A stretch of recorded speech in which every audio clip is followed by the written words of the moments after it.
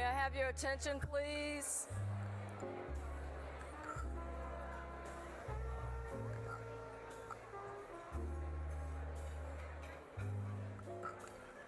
All right, y'all.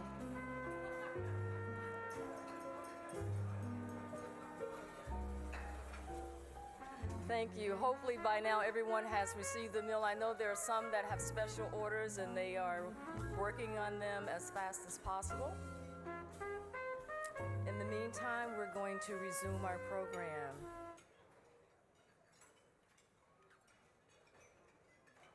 If you all can recall, those who were with us in Brooklyn, last year we had a fireside chat, a conversation with two top dynamic sisters, talking about what it's like to be women in the corporate world, women in politics, and it was led by Lakeitha.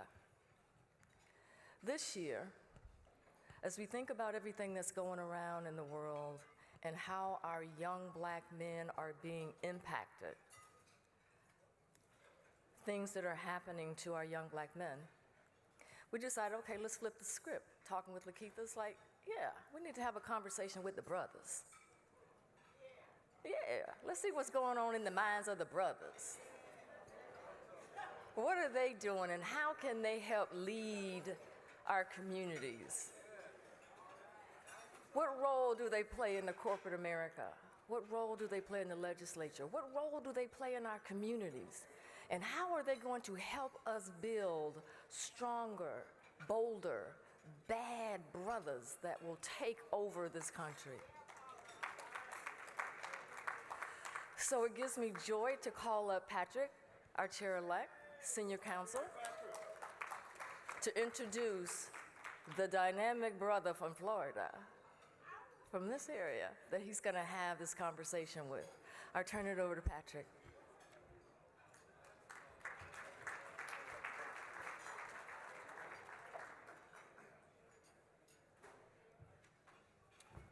Well, good afternoon. Come on, talk to me now, NBCSL family. Good afternoon.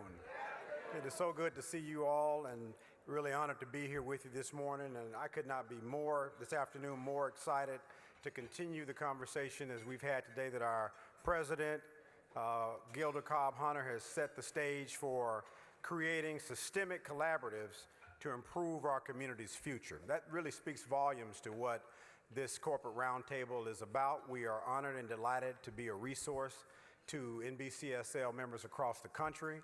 And we are really excited to have this conversation with one of Florida's favorite sons, former Congressman Kendrick Meek. So let's get ready to have a good chat. Paula made me excited telling me about the context of this conversation, and the responsibility of being black men in America is something that the member can address today. So real briefly, you all know him for folks in Florida, but folks that don't know him, I will read a few remarks about Kendrick's wonderful background. Be brief, he says. We'll be brief. It's about 5 pages, so I kind of cut it down a little bit. Congressman Kendrick Meek was born in Miami, Florida. He is the youngest of 3 children. He is a graduate with a Bachelor of Science degree in criminology from the Florida A&M University, FAMU.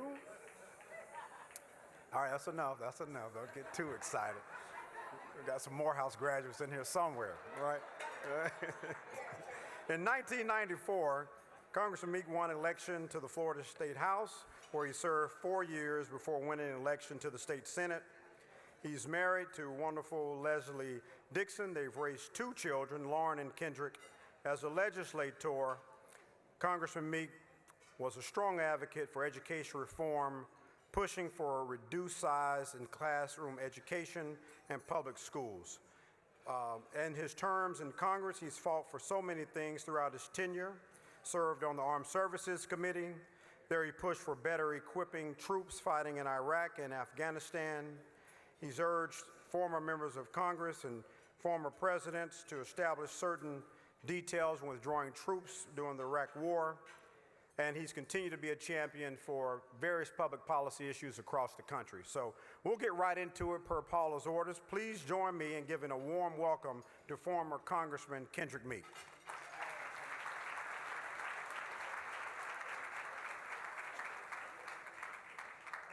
See you. We have microphones. Okay. Usually we could have a fireside chat if we had our cigars, but we'll do that later, Kendrick. We'll keep it professional today. But Congressman, we really appreciate you being here, and thank you for all you've done for the state of Florida and for this country. Tell us a little bit about what's been keeping you busy, and tell us a little about what it means for you to be an African-American male in today's times. Well, first of all, let me just say I want to thank NBCSL and also the Corporate Roundtable for allowing me to be a part of this discussion. Madam President, thank you for allowing or being a leader as it relates to NBCSL public policy makers. Many of you, and I see Brother Smiley back here, Calvin, my mother served before me, Congresswoman Carrie Meek, who's 93 years old now. And the first thing she told me when I was a young policymaker, and we had the convention in Baltimore, she said, you know, you have the National Conference of State Legislators, you have ALEC, you have all these other organizations, but you make sure you go to NBCSL. And the first one I went to was in Baltimore, and Elijah Cummings was the prayer breakfast speaker. And it was the first time I had an opportunity to see this brother. Little did I know at that time that I would have an opportunity to serve with him. So this organization is one that I hold in high honor, and I'm glad that I had an opportunity to witness many of these conferences over the years. Actually, if y'all want some archives at NBCSL, I was cleaning out some stuff at my mom's house and found a convention bag, I think from New Orleans in 1983. So I mean, so we have all of that. But we do have a lot of bags. People love the bags, so they're glad you kept those. That's wonderful. But let me just say this: being now outside of politics, witnessing what's taking place right now. I wouldn't say outside of politics, but outside of elected office now, witnessing what has taken place in the past and what's taking place right now. I mean, we're sitting here now where we have a president that's changing the dynamic of thinking in this country as it relates to people of color. You have a presidential debate stage just a few years after the first elected black president that will be a stage without anyone of color on that stage. You have young people being told that their rights are not necessarily paramount to this government. Outside of impeachment, you have other public policy moves that have been taking place, especially at the federal level. You have a Justice Department saying that that they're not prioritizing criminal justice issues, issues that are facing civil rights, telling police officers to be tough with our young people. So this is a very interesting time. This is a time unlike any other time. I have a 22-year-old son who and a 24-year-old daughter. And as an adult, I understand. Well, now they're adults. I understand what my mother was going through, but it's a different game right now as it relates to the job that we have, elected, selected, and some self-anointed job that we have to do it, because this is somewhat, I mentioned anointed, but I'm saying it's quite spiritual when it comes down to protecting our present generation and our next generation. It's excellent, excellent points. You know, one of the things I think about, to your point, raising a 15-year-old black man in America today, there's always been challenges, but we always are reminded about some of the things that our ancestors taught us about how you conduct yourself in public, how you're judged no matter what you do, but just purely on the color of your skin. What do we tell young black men today about how you should be aware of what your rights are in particular, but how do you guard against any unintended consequences just by purely of being a black man in America today? Well, I mean, they have our young people are quite informed. they get information that we did not get immediately, unfiltered. One of the best tools in this fight on behalf of exposing what is taking place in America as it relates to black folk has been the camera at the end of your phone. It has exposed a lot of the things that we knew about, and we're now having discussions with members outside of the community like, wow, I heard about these things, but I didn't know that they were actually true. And they're taking place day in and day out. You speak of unintended consequences. As policymakers, and I'm mentioning, you are asking me about what do I tell young black men.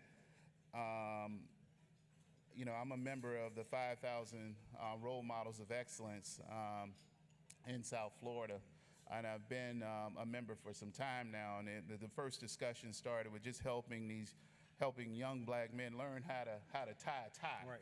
Well, now the discussion is really elevated to a whole nother level of having a situation that we're in now. We have a number of black elected heroes and sheroes out there, but we have to make sure that we don't get caught in the catch-22. You mentioned unintended consequences. Unintended consequences is during the time of minimum mandatories.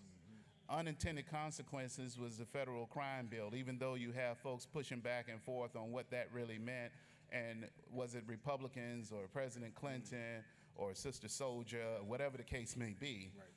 But I think it's important that we look at it. I will look at, case in point, opioids. Right. Okay, we think in opioids. Okay, now we have the football coach of the Nebraska football team. His son it now has an addiction problem. Right. The Archdiocese of Chicago now seeing parishioners that serve on their leadership positions that has an addiction. How do we answer that? Well, let's see. The United States senators head off those issues in the Midwest. Many are Republicans. Do they think about if you buy a certain amount of, that you're going to go to prison forever? Right. No, they're thinking treatment. Right. Unlike the crack game, which was a street narcotic, which was cheap, which was distributed in our community, some by us. And I stand here as an unindicted co-conspirator to the fact that we passed minimum mandatories 10-20 life for our Florida Conference of Black State Legislators that are here, and some of you who served at that time, of trying to deal with the criminal justice issue. Now we have, when we read the Ferguson report, it was these quality of life issues that brought about that uprising. We have the same thing, the discussion. I was just talking with Reverend Sharpton last week, and they had this big thing in New York. We talk about smoking and vaping and all of the dangers and things of that nature, and flavors, and our children, and how we protect them from these things. And the New York City Council moved to deal with the flavor issue, but there was a big debate over the menthol issue. Because menthol is a totally different discussion because of the Lucy issue in our communities already, because of the high taxes on cigarettes. Now, I'm one to say that no one should smoke. I know we talk socially about cigars, but no one should smoke cigarettes. Cigarettes are dangerous, cigarettes kill. But if you're going to pass legislation that's dealing with smoking, and if the platform is health, then why not ban it all? Right. Why are you just banning a product that people of color smoke? And then we have people, the same people, and what Reverend Sharpton was telling me, the same people that are pushing legalization of marijuana are saying we need to ban menthol. Right. Right. You know, which is interesting. So it puts us in a catch-22, and we have to think about it. I want to commend the folks in New Jersey that passed racial impact studies on these quality of life pieces of legislation. And those are the kinds of things we need to think about. So our young people, they need to see us leading, and we need to interface with them even more as it relates to some of the public policy questions and have an open dialogue. If we're going to look at things that are going to affect our community from a criminal justice standpoint, we got to make sure that we look at if you want something on health and it's going to affect the criminal justice end, we're already overrepresented. Richard Pryor used to say, as I close on this question, You know, when you go down to the courthouse looking for just us, that's what you see, just us. Right. Here, here. Well, those policies always have what I would say they hit our community disproportionately, and so it's good to have the science and the history behind it so we can guard against it and be more aware of what the impact on our community is from cigarettes, et cetera. So it's always a disproportionate impact on our communities. I want to direct your attention to corporate America. You know, this is the Corporate Roundtable Lunch.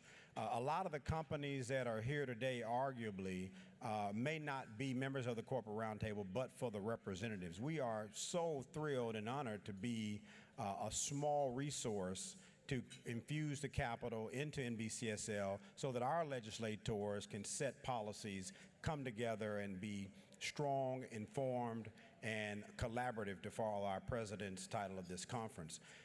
Give some words to the corporate leaders that are here today, and how can we continue to strengthen our collaboration, not only from the capital standpoint, but the intersectionality of public policy and economic development. Congressman Gregory Meeks just passed a bill on out of the House of Representatives dealing with diversity in the C-suite. And I think that's important because I think California did something as it relates to women being on corporate boards, also people of color on corporate boards. I think the interaction is important.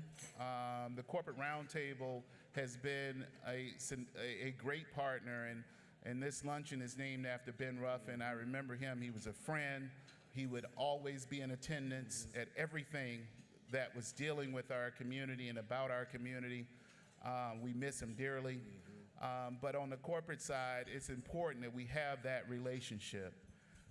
For the legislators that are here, many of you can look around and see those individuals you work with in your state capital.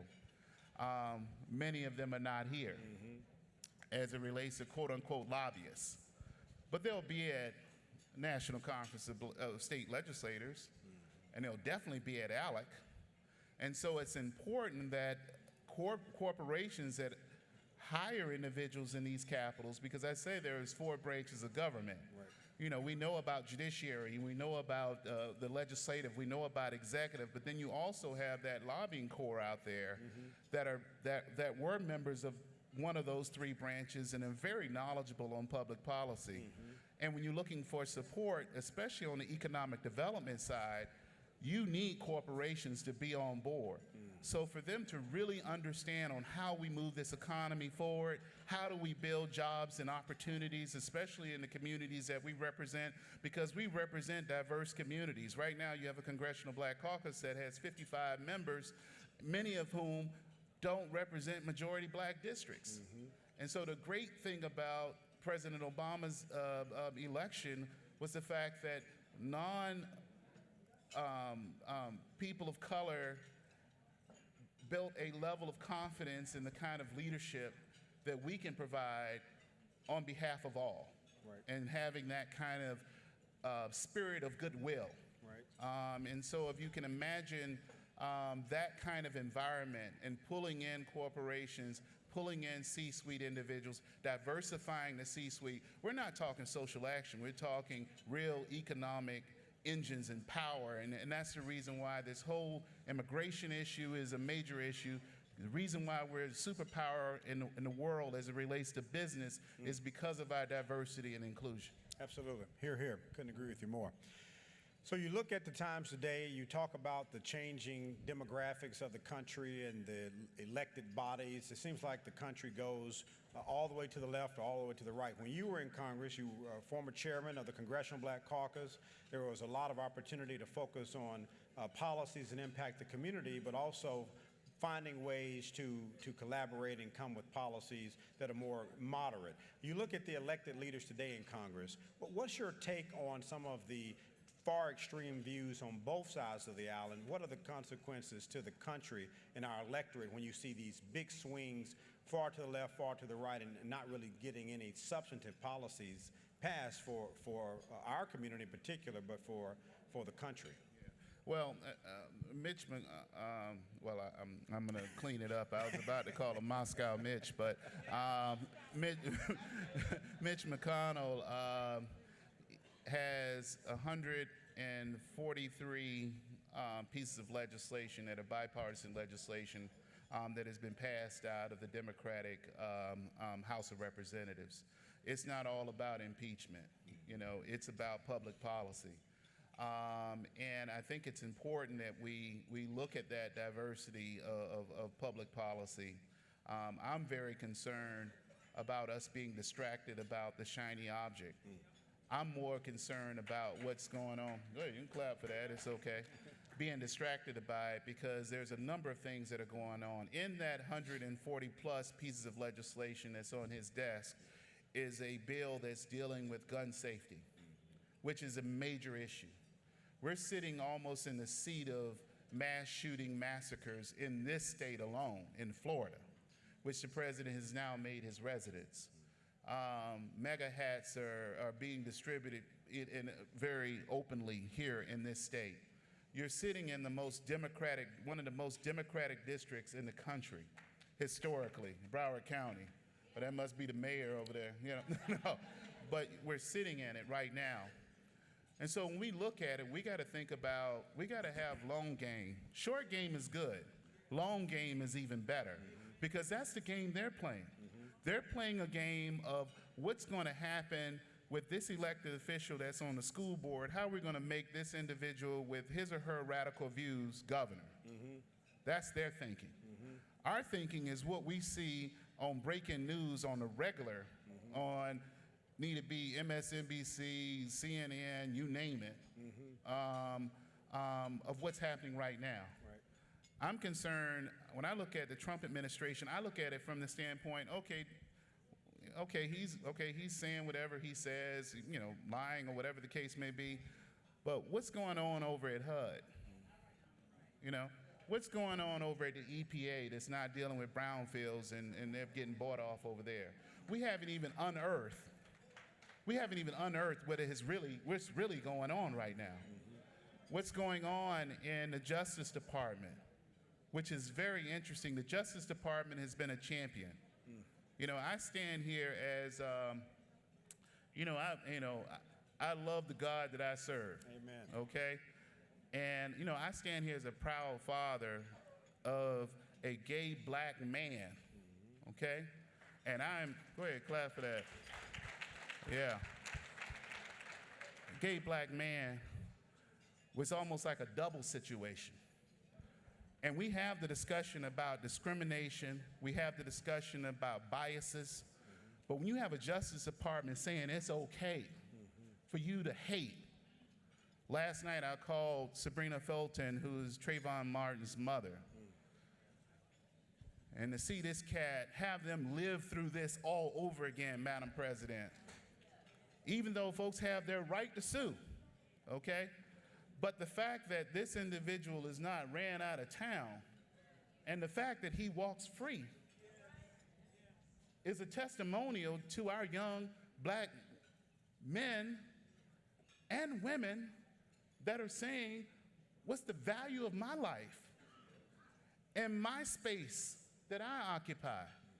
So we have to inject ourselves into the body of work that's taking place right now. Because Carrie Meek right now living in Liberty City, 93 years old, her challenge, I don't think was as great as my challenge at this time as it relates to explaining and trying to work within the parameters that we're dealing with. So the deeper thinking is good. The dialogue that takes place here at this conference, the dialogue that takes place at other conferences need to be locally elected officials or the federal elected officials are very important. Hear, hear. Well said, Congressman.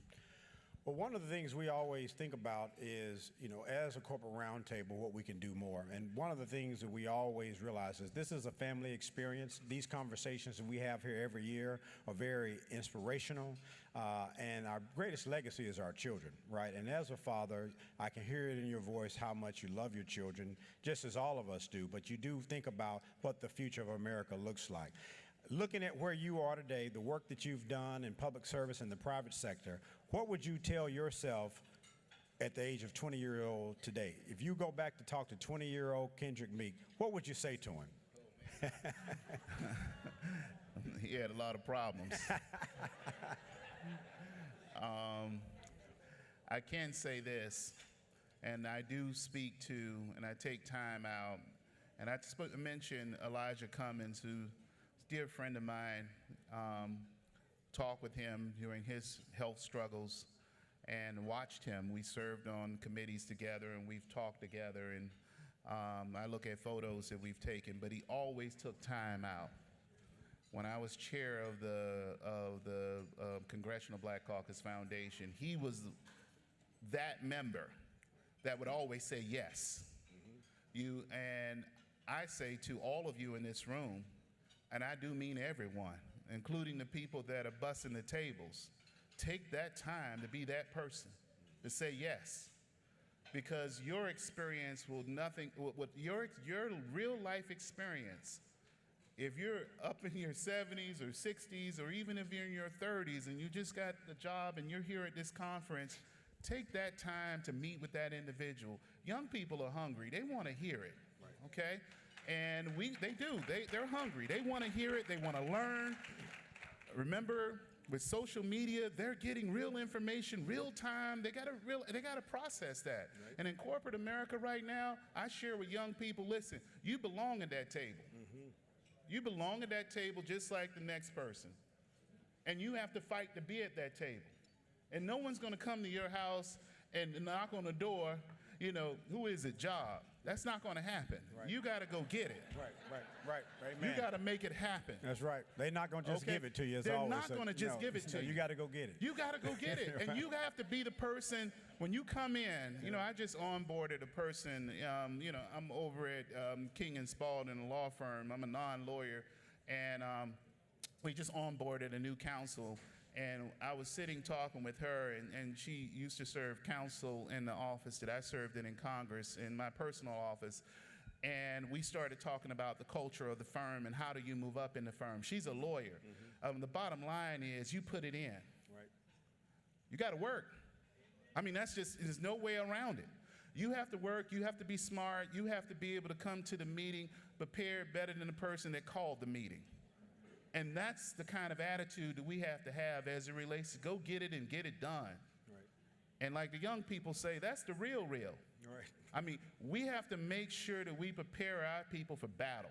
Right. And we got to talk to our people. I'm going to New York on Sunday, and I was going back and forth. My daughter's up there, and whenever I go, I kind of like to get the double bed thing, and we sit there and we talk. Mm-hmm. And we talk about things that she's going through, and her life experience is totally different from my life experience coming up as a beautiful black woman in a city where they're having a debate over hair. Mm-hmm.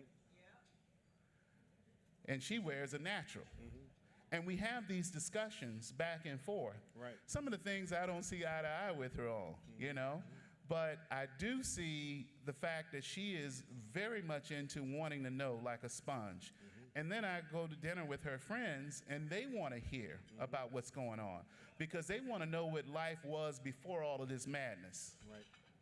Because that's what's going on right now, which is madness. Right. And so I'll stop with that. No, you're well said. And as a father of a little girl as well, it's amazing how aware they are at an early age and being confident in who they are, how they look, and it starts as that principle of what they see is what they'll be. We had a wonderful school visit. The Corporate Roundtable visits a school every year. We visited a wonderful school yesterday, had an outstanding prayer breakfast this morning. If you weren't here this morning, you missed a church service. So we had a wonderful message of the prayer breakfast. And so I'll close with this quote and see if there's anything that you'd like to close with. But Dr. Benjamin Mays has always said, no matter what you do in life, do it so well that no man living, no man dead, or no man yet to be born could ever do it better. And Congressman, you exemplify that quote each and every day. So give our Congressman a round of applause. Thank you for being here, and we appreciate you. Thank you, NBCSL. Look forward to continuing to work with you and continue to share all of the knowledge, and I mean from our elected officials. I want to thank you for being in the fight of public service. I will close with this. I am Baptist. I'm not a visiting preacher, so I'm Take not your going to time. be long. But I'm just going to say this: they get that in South Carolina, and in Georgia.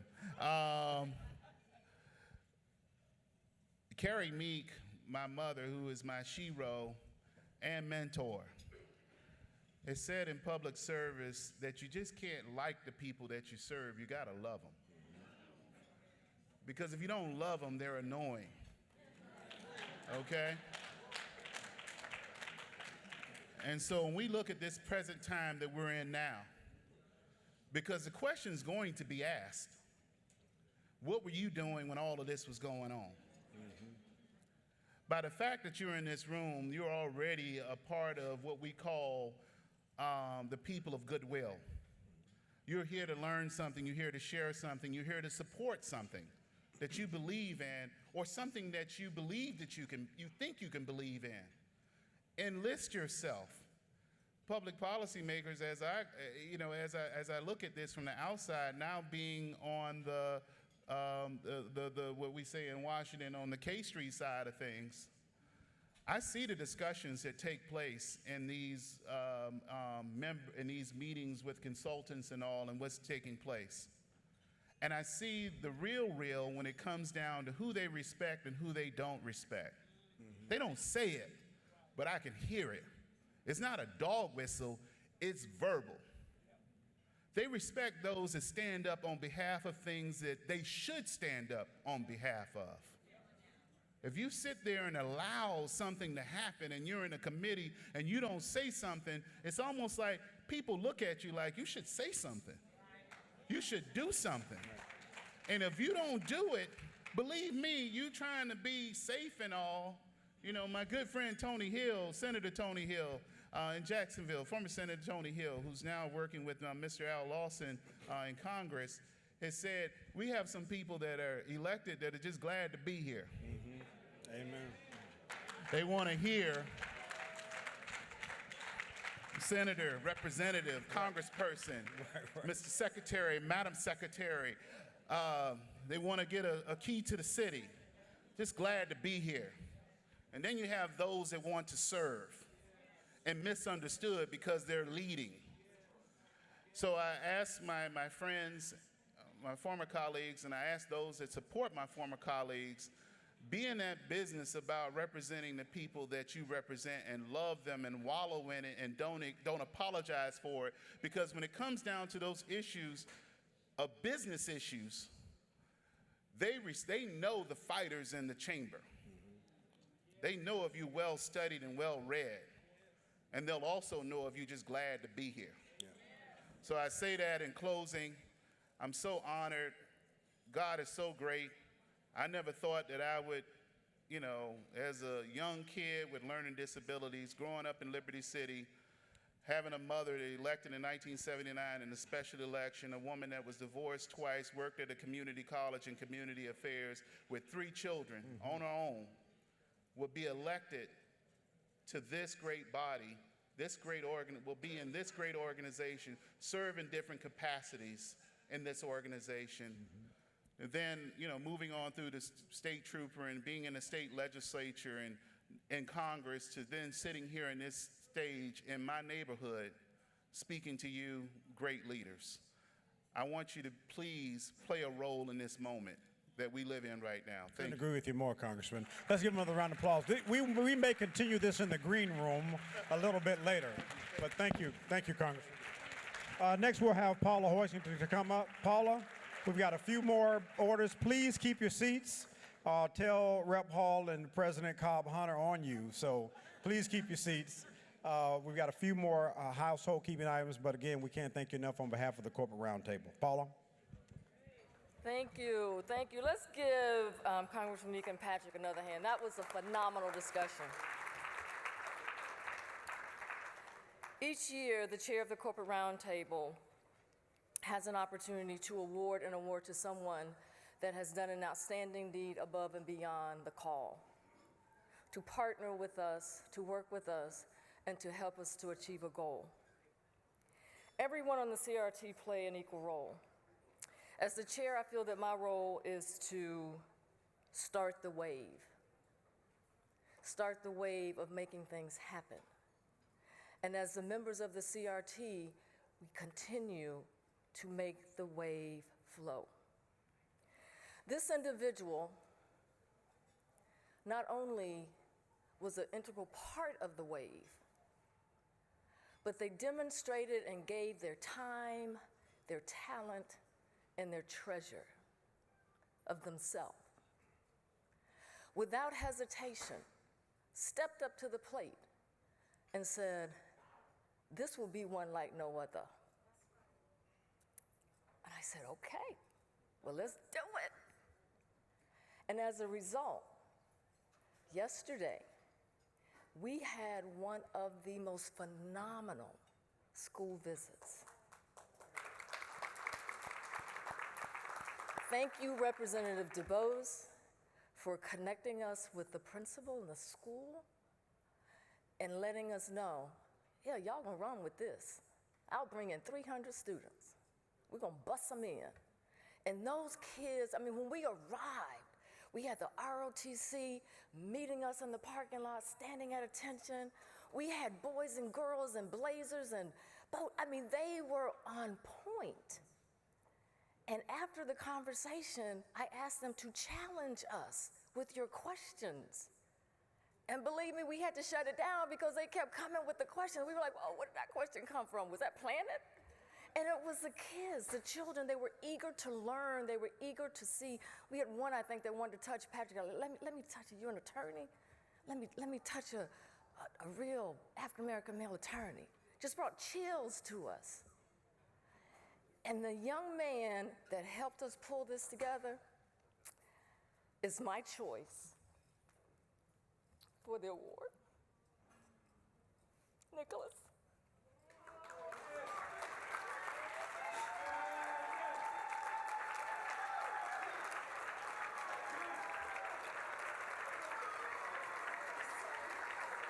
Yeah.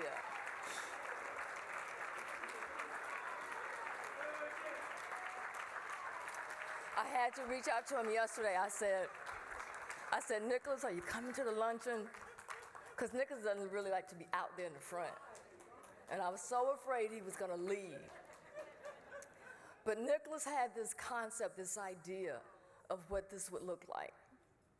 He was like, okay, we're gonna put it on social media. We're gonna have the media there. We're gonna do a press release.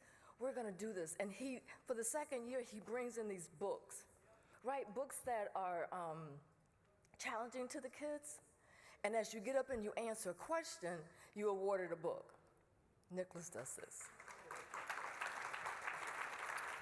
So, on behalf of the Corporate Roundtable, Nicholas, we would like to present to you the Ben Ruffin Corporate Roundtable Award.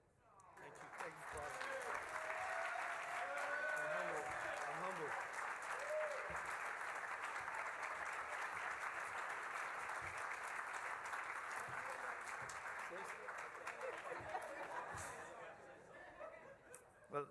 I'm humbled. Well, I'm humbled. I'm a background person. I don't like to be in the forefront. I'm just humble, and I accept this with gratitude and with humbleness. And I would say that I have to thank people like Mr. Booker, who is my mentor. When I first came to this organization and was participating in it, I had to find my way, and people like Olivia and Melissa and Paula, these are people that took me under their wing and helped me to understand. And what I do and what I did yesterday, I don't do it for anything, any of this. I did it because I love serving. I love serving, and I love young people, and I think one of the best and biggest thing and brightest things that we can do is lay stepping stones for the next generation, is to build shoulders for them and things like that. For many of you that don't know me, I'm from Barbados, West Indies, and what I saw yesterday, I travel all to Africa and different places around the world. The young people in the Caribbean and in African places like that would love to have what the Corporate Roundtable offer. So I hope that the Corporate Roundtable members that are not attending the school visit will come out in time, because these kids want to eat it up. It's not about us no more. The goal is to add value to the next generation and to lay stepping stone for them. And as Dr. Martin Luther King or Mahatma Gandhi, one of them say that the best way to find yourself is to lose yourself in the service of others. And Dr. King say everyone can be great because everyone can serve, and that's what I'm about, serving others. I thank you, Paula. Thank you. I appreciate all of you.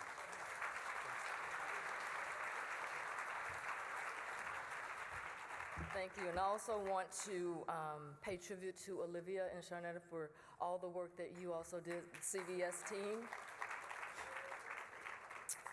So with that, I'd like now to quickly call up all of the corporate roundtable members to quickly come up so that you can be identified and recognized.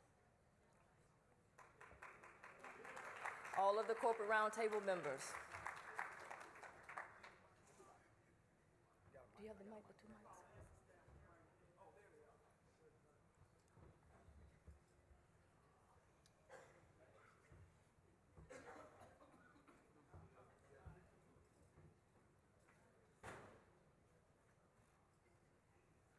Do we have a mic at each end? Yep. Okay. Good afternoon. I'm Kristen Givens with State Farm. Yvette Williams, Johnson & Johnson. Justin Jordan, Cornerstone Government Affairs. Shamir Greenaway, AmeriHealth Caritas. Harry Anastopoulos, CTIA. Olivia Lang, CVS Health. Ashley Calabrese, Novartis. Courtney Robinson, Square. Jay Scheinman, also with Square. Matt Caddo, Upstream Consulting, Government Affairs. Yolanda Jackson, Becker. John Heath Turo, the world's leader in peer-to-peer car sharing. Ron Buford, the Alabama Power Company. Hello, I'm Marcus Downs with Takeda American Pharmaceuticals Incorporated. Sharnetta Young with CVS Health. Lakeitha Anderson, REI Services. Duplay Trevelyan FedEx Corporation. Howard Franklin, Ohio River South. Darren Reed, K-12 Inc. Lavelle Evanson, Marathon Petroleum. Bill Cheeks, ABBA Associates and Experian. Joe Gibbons, the Amscott Corporation. Ron Hicks, Advance America. Danica Thompson, McGuire Woods Consulting. Calvin Booker, Waste Management Incorporation. Nicholas Worrell, National Transportation Safety Board. Perry Daniel, K-12 Incorporated. Donna Smith, Compassion and Choices. Brandy Alexander, also Compassion and Choices. Jeremy Hancock, Experian. Nicole Elam, JP Morgan Chase. Mark Littlejohn with Verizon. Cleo Washington, AT&T. Thank you. Ladies and gentlemen, your corporate roundtable.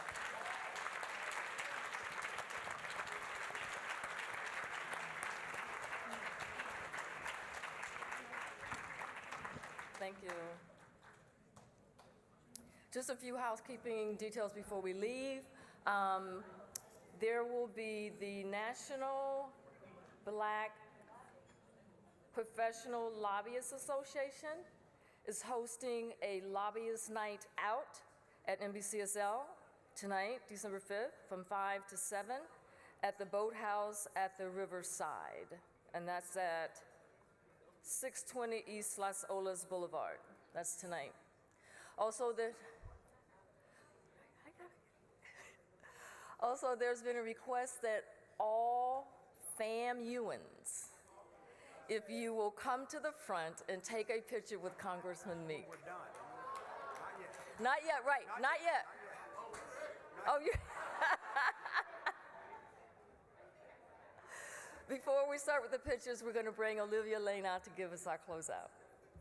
Not so fast, as they say. You know, one of the things that you always look about, you talk about leadership and you talk about positions and titles, but when someone really steps up to put in the work, you got to really tip your hat to them. And Paula Hoisington has done a phenomenal job being our chairman of the Corporate Roundtable the past 2 years. She's up at 3 in the morning running marathons. She gets dressed and comes and runs a meeting. And so, as your chairman-elect of the Corporate Roundtable, I don't know how we're going to thank you enough other than showing you our token of appreciation in a little blue bag to let you know how much we appreciate you. And so on behalf of our 70 Corporate Roundtable members, and as chairman-elect of the Corporate Roundtable, Paula, thank you, thank you, thank you for all you've done. All right.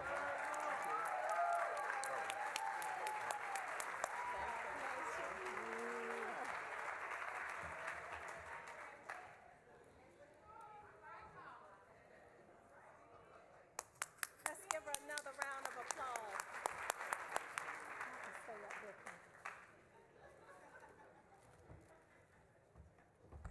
Let us stand now for the benediction.